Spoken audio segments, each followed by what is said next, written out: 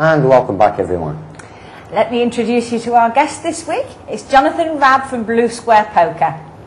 Evening, Jonathan. Hi there. Good to have you with us. Thank you very much. Good.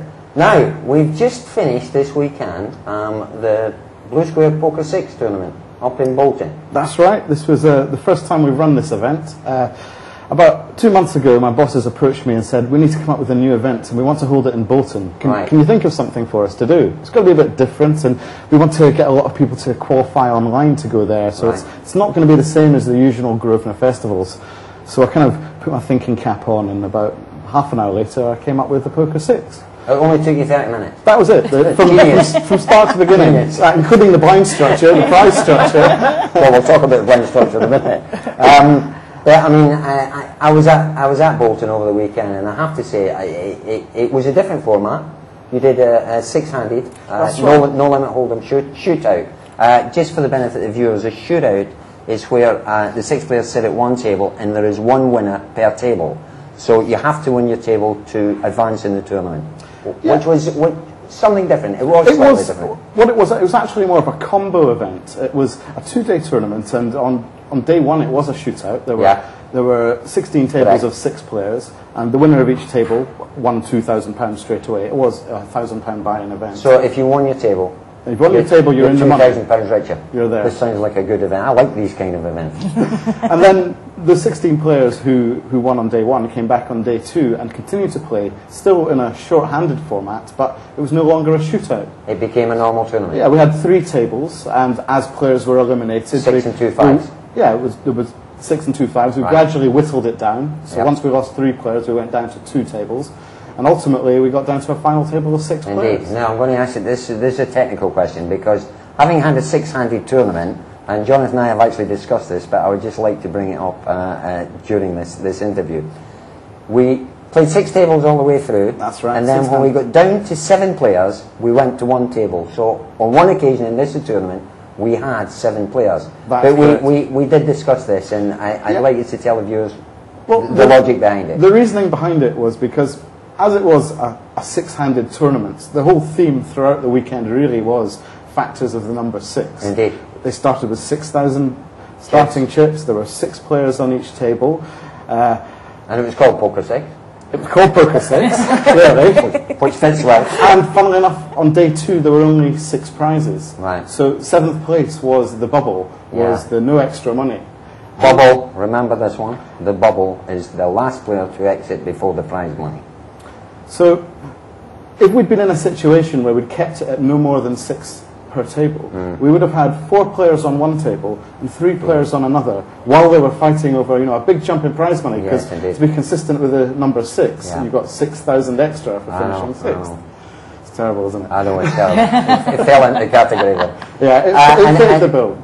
At the time it seemed, I have to say, it did seem strange while I was there, but having discussed it fully with Jonathan, I think he was on the money, that to play short-handed 4 and 3, to try and create a 6-handed final, it was a very fair way to do it from the player's point of view, bringing 7 players to a table. So I do compliment. I've actually had some discussions with what they do in the World Series for their 6-handed tournaments, and I've had conflicting reports. Somebody's told me that they went 7-handed as well, and then someone else has told me that actually no, they played 4 and 3 and moved the big blind every half hour.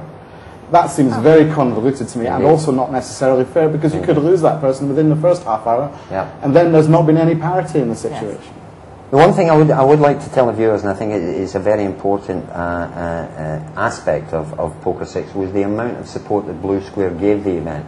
Because, I mean, the added prize money was phenomenal. And this time the figure was more than 6. We actually added £21,000 in total to the prize pool, and that was actually assuming 108 runners, which was capacity. We fell 2 tables short of our maximum capacity, probably due to factors of the World Cup. Indeed. And the hot weather. England had just played. Yeah, England had just lost. But we won't go there either. No. People were a little bit deflated for the first couple of hours, but I think the atmosphere picked up again after that. Right. So in total, how much did Blue Square add to the prize? In total, there was 21,000 added, but given the fact that we were 12 players short, it actually effectively meant that we added an extra 8,000. So there was 29,000 in total. So £29,000 added value in this tournament by Blue Square. Now, how did you feel about the outcome of it? The outcome of the event was that I felt that I had a number of goals that I wanted to achieve, most of which we've actually covered here. I wanted to run a short-handed tournament because usually you don't see these in casinos. It's not economical from a casino's perspective, from both the point of view of space and staffing. Yeah. So that was something I wanted to address, and I wanted to show that, you know, cost wasn't the issue here with us. Secondly, I wanted to be innovative, and I believe that I achieved that in a number of ways. We had a couple of novelty features during the weekend. Right. The first of these was that even if you get knocked out of the event straight away, you could still have an interest in who would win the event, because if you were on the starting table on day one from the eventual winner of the whole thing, then you would get £1,000. Goodness me. So, if I played the table and my table winner had gone on to win the event, all the other 5 players on that table, all those 5 players all got £1,000 in prize money. So everybody was still interested. Everyone was still in it. By the time we got down to a final with 6 players, there's 30 people who still have a financial interest in the outcome. Brilliant. Sally, you went over on to Bolton on a Saturday night. Yes, I did. How did you feel about the event? Did you enjoy it? I thought it was very exciting. I was helping with the A World of Poker live updates on the computer, and obviously I was beetling around in between all the tables. The general atmosphere was excellent. It was good, wasn't it? I found that the standard of play was much, much tighter because with it being only 6 people on the table, it just seemed there was a lot more to play for, particularly bearing in mind that obviously if the winner came from your table, you got your extra £1,000 anyway. So but everyone was playing much, much tighter, and it looked a really, really good game. I was quite jealous that I wasn't playing myself, to be honest. We always are, aren't we? The other interesting, and I think this was another innovative aspect that you brought in, was the Grosvenor Plate, which was the event, the £100 event. Well, this was another kind of consolation prize that we offered in. If you were knocked out on day one, it wasn't all over for you, because on day 2 we had another tournament rightly entitled the Grosvenor Plate, in which all the losers played.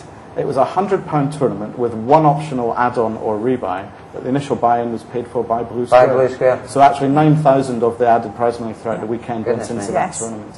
So, I mean, it was won by the very lovely Claire Smith. It was indeed. Oh, that's nice to have a lady winning. Don't go there. It does happen now and again. It does. It happens more than now and again, if you don't mind. Sorry. I'm all in favour of women winning more tournaments. Don't get me wrong there. I personally, having been there on the Sunday, there for the final, right, because Sally had the day off and I did the live updates on the Sunday. I thought the atmosphere was brilliant. I thought it was an extremely innovative comp. You will be doing it again? We're talking about that at the moment, and we're hoping to schedule more of them for next year. Good, fabulous. Well, can we just compliment you? It was a super event. Good effort by Blue Square. Thank you very much. Tremendous added money. And Bolton as a venue. Quite impressed. Bolton was the venue. It's the first time they've held a major competition there. They opened their card room only a year ago. This was their first major event, and you know, they've recently had new hardware, computer software installed. Yeah. So, you know, there were a few things they were trying out, and some teething problems, but a few teething problems, but on the whole, it went very well. Mike and his team did a good job over there. It was Ian Bryan, who's the card room supervisor, who pretty much ran the whole show, and you know, he's a lovely man, Ian. You know, he handles everything well, and even in the face of a few problems, he always remains calm and congenial. Indeed. What have we got in the future coming from Blue Square? Well, the next big event that we've got coming up actually is, you know, another combined effort between Blue Square and Grosvenor. And I mean, the reason for being for this is because Blue Square and Grosvenor are actually sister companies. We're both owned by Rank Group PLC. Okay. And so we have a number of things that we work together on.